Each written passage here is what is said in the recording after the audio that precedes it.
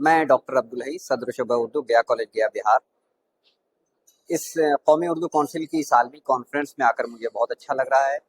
और ये जो मौजू है अपने आप में ये बहुत अहम मौजू है। विकसित भारत का जो विज़न है और उसमें उर्दू ज़बान का जो मिशन है और किस तरह हम उर्दू ज़बान को आगे ले जा सकते हैं, उर्दू ज़बान को किस तरह हम फ़रोग़ दे सकते हैं। और शम्स इक़बाल साहब लायक तारीफ़ हैं, लायक तहसीन है कि उन्होंने इस मौजू को चुना। और मेरे ख़्याल में मैं यहाँ बता दूँ कि मुझे लगता है कि भारत की किसी दूसरी ज़बान में इस मौजू पर अभी तक कोई भी सेमिनार या कॉन्फ्रेंस नहीं हुई।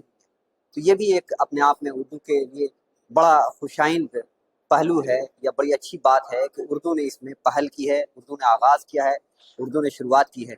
आज ज़माना टेक्नोलॉजी का है, आज ज़माना मशीनों का है, आज ज़माना मस्नूई ज़हानत का है।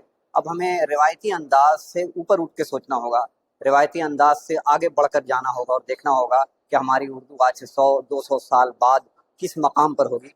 उसके लिए जहाँ इदारों को आगे आने की ज़रूरत है, वहाँ इनफरादी तौर पर हम सब अपनी अपनी सतह पर कोशिश करें कि हम उर्दू ज़बान को उसके रस्मुल ख़त में इस्तेमाल करें, चाहे वो सोशल मीडिया हो, चाहे वो यूट्यूब हो या चाहे वो व्हाट्सअप हो, किसी भी जहाँ भी आपको सहूलत हो और आप वहाँ उर्दू रस्मुल ख़त का इस्तेमाल करें।